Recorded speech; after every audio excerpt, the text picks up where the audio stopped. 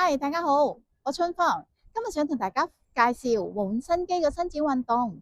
換身肌即係我哋前臂外側呢條肌肉，咁唔理你係文職啦，或者係家庭主婦啦，我哋都要用手做好多嘢嘅。咁伸展咗換身肌咧，就係放鬆我哋前臂呢條肌肉啦。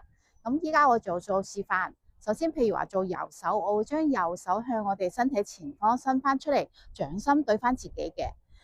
咁我哋嘅手臂要留意翻，冇高過我哋嘅膊頭啦。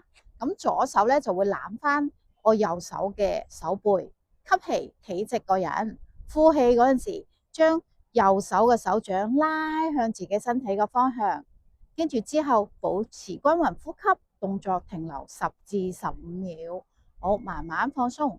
咁我會打側做多個俾大家睇嘅，將右手向我哋身體前方伸翻出嚟，手臂不高過膊頭，左手攬翻我哋嘅手背，吸啖氣，企直個人啦，呼氣，將我哋嘅掌心拉向自己嘅身體，動作停留10至15秒嘅。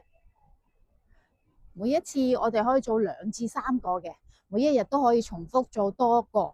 咁你又試下伸展翻你左邊嘅換身肌啦。我哋下次介紹其他動作，拜拜。